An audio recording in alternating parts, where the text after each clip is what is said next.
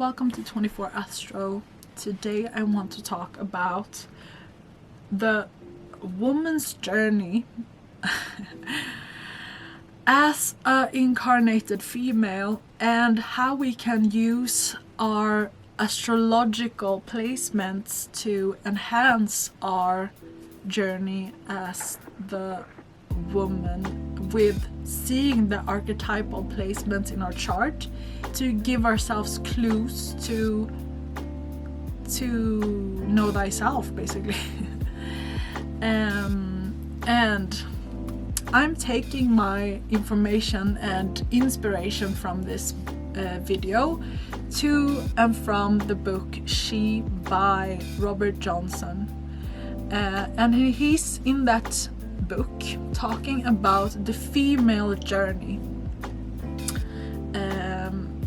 from mythology stories and telling them in a sense of this is how the female psyche goes through different rituals in their lifetime to then reach maturation as an ego and soul. And it's similar for all collective, like this is a known pattern, and that is why it is told forward in mythology. That is how its truth has lived on, because it's experienced so many different times in different areas, different countries, different cultures, and still there is a collective truth in it, and that's why it's lived on in mythology as a cautionary tale, but not really as only focusing on the negative. It's exploring this whole spectrum of evolvement of the female spirit. And in the book he's exploring the division that happens between the Aphrodite, the female goddess of beauty and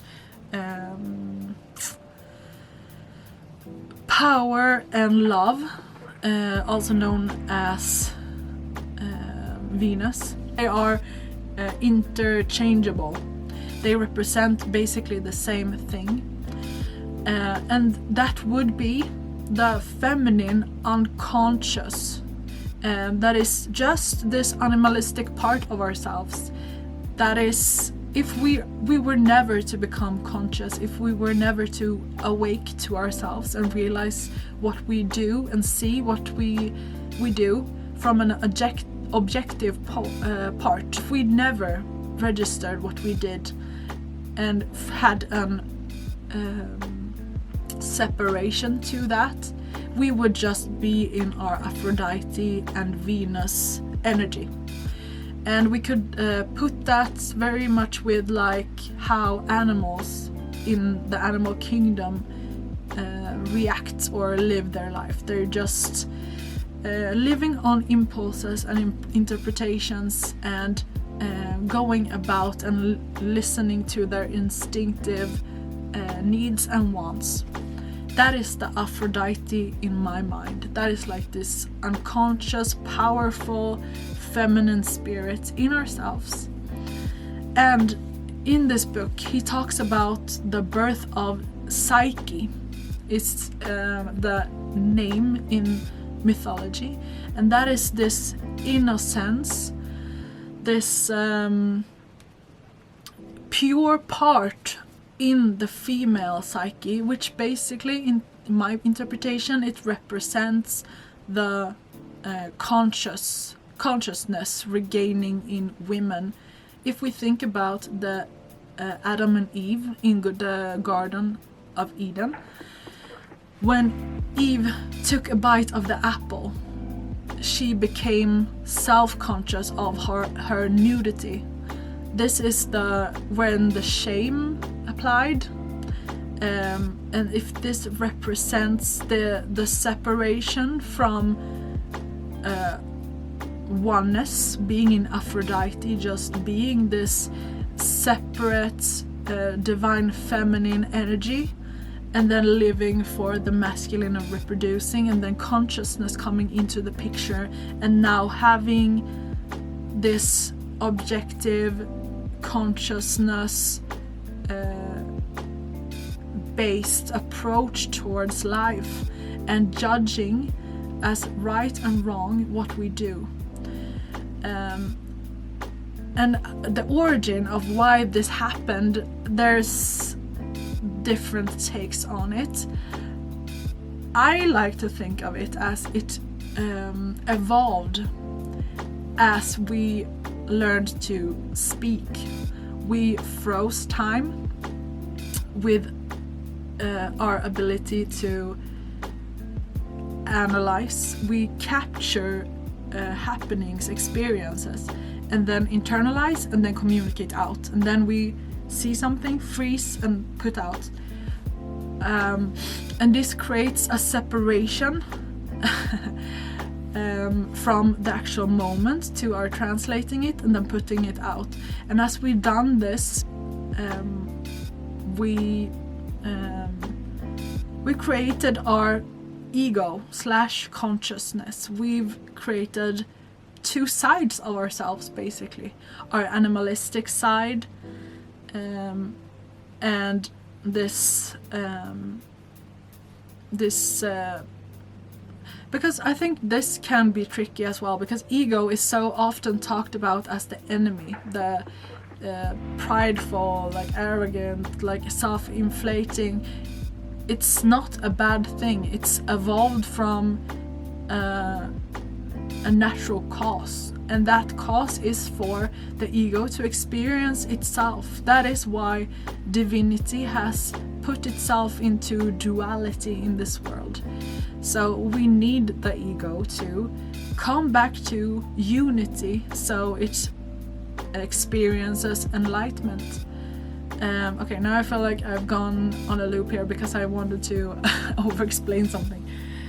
Let me retrack my steps here. So psyche is the ego for, or the purity, the evolved consciousness that women have grown into. And then having these two sides opposing each other in ourselves, and then also from the patriarchal society's residue we have repressed our Venus or animalistic desires, and doubted ourselves when it comes to our own strength and actual allowance of acting on our impulses. So the distrust towards the animalistic have created Black Moon Lilith, and that is in astrology, and Venus is in astrology. And according to me, psyche is the Chiron wound. And how we could then look at this, if we have Venus as the original incarnated human version of the feminine, and then we have Chiron as the psyche part, the new, pure, evolved consciousness in ourselves. And then we have Black Moon Lilith on top of that, which comes later in our evolvement. We have a trail here as women to follow, and I really recommend to read that book to give yourself this initiating subconscious fairy tale of how it can manifest for you. It depends on your age as well. Like some people, if you're very young, you probably won't resonate with every part in that book. So it's very short. Like it's 80 pages, and like read it. If you have Audible, there the book is there, you can listen to it. I'm not sponsored. My channel is way too small to get sponsored, but on Audible there's I think it's only an hour, and you can listen to it as you go for a walk, as you do yoga. Just like if you're like me, and when you know something to be beneficial for you, but you have some resistance, find a way to, with your ego, work on motivating yourself to do it. Just put it on your headphones while you do something that is appealing to your ego. For example, I don't know what that could be for you, but maybe you could, as you work out, and you can think and realize that you don't have to absorb everything at this moment. You can listen to it and then come back to it, and then listen to it, and then it integrates partly for you. And that's a great way to force yourself to do something that you know will probably, if you buy whatever I say here, it will initiate a new phase for you as a woman. And that's a very good way to start. Like, read that book. I really recommend it. Listen to it. And if you have read it, or if you don't want to read it, and if you're buying my theory here, check your Venus placement, since that is where you are shown how you interact and your love language with your partner. And it doesn't have to be like a masculine partner, it's just a masculine energy, how you interact with it as a woman. And you will see whichever area it is in shows you how you, where this energy is mostly experienced for you. And of course you experience this energy in all areas of your life, but that can give you a clue to where you most likely will have life repeat itself with this theme of you, your feminine side, your Aphrodite side, and your experience of being the opposite to the sacred masculine. And there you can see which zodiac sign it is in to give you another clue of how you experience this. And then after that you can also check your Chiron placement. There's a lot of things you can do to heal your Chiron placement. But to integrate this, it's not like giving you this information is an initial spark. Like, I'm placing this idea in your head. Then you will have to use time and your own energy to integrate this, because as we are consciousness, the only thing how we can evolve is by going through events in our lives to integrate the knowledge. So that's why you will never read one book and everything will be solved. You need to read something, integrate it, experience things that reflect it back, and so forth. So this is the first step. Then read the book if you feel called to do it. Then explore your Venus placement, explore your Chiron placement, explore your Black Moon Lilith, and do shadow work. Read books on it, watch so many videos. And don't force anything, just integrate it with time and use different alternatives to release these limiting, if you experience them as limiting. Use alternative ways. There's so many different things we could do with this. You can use you can look at the chakra system. That's a very clear guide on how to dissolve blocked patterns, for example. If your Chiron, for example, has to do with safety in some area, you can go to the root chakra. So much information on the root chakra, how to heal it, how to unblock it. There's coaches that do energetic healing, Reiki healing.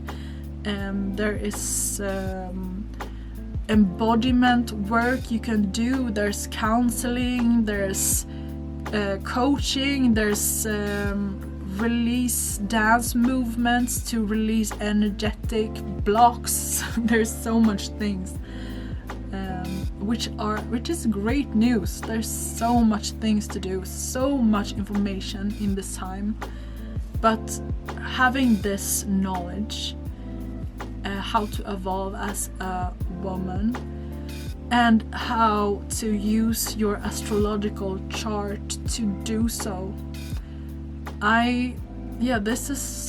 This feels very good to talk about for me, because I realize it is so true. It is so true. I just had this feeling that I wanted to do this video, and I realized when I talk about it here that it is truth. So I'm interested. If it resonates, please leave a comment, and if it doesn't, leave a comment anyway. I love to hear from you. And thank you so much for watching. I'll see you in the next video.